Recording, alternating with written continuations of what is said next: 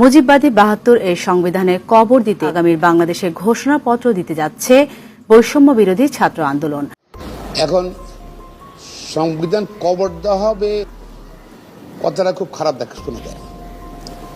এইভাবে তো কোনো পৃথিবীর কোথাও কিন্তু সংবিধান শব্দটা ব্যবহার করতে কখনো শুনিনি। তো হঠাৎ করে এই বক্তব্যটা আসছে কেন ৩-৪ জায়গায় তো আমার জানা নেই। আবার আওয়ামী লীগের যতই আমরা ঠেকাতে চাই না কেন, আওয়ামী লীগের পুনর্বাসন হবে। আওয়ামী লীগের পুনর্বাসন হলে আওয়ামী লীগ যে দেশে সেটা খুব ভয়ঙ্কর হবে। সেটা এখন আসুক, 2 বছর পরে আসুক। আর কনস্টিটিউশন যদি বাতিল হয়ে যায়, সুপ্রিম কোর্ট থাকে না, পার্লামেন্ট থাকে না, আর কোনো কিছুই থাকে না, তাহলে আপনি যেভাবে সরকারটা তৈরি করেছেন ওই সরকারটাই থাকে না।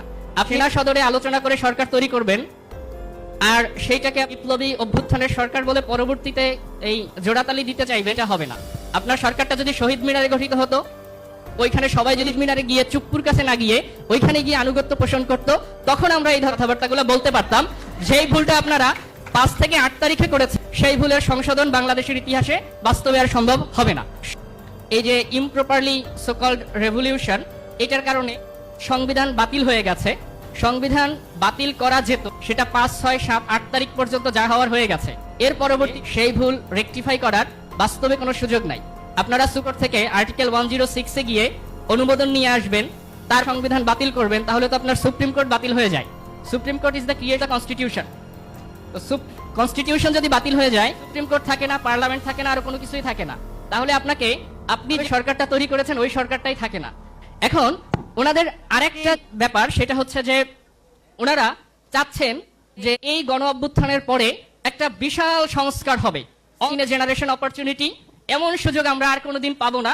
সুতরাং ডক্টর ইউনূসকে রেখে আমাদের যা করার করতে হবে, একবার আমরা সংস্কার করবো নিশ্চিত। এখানে কিছু সমস্যা আছে। সমস্যাটা হচ্ছে, আমি দুইটা সংবিধান পরিবর্তন করবেন, হোয়াট ইজ ইয়োর অথরিটি? আপনার সেই অথরিটি কোথায়?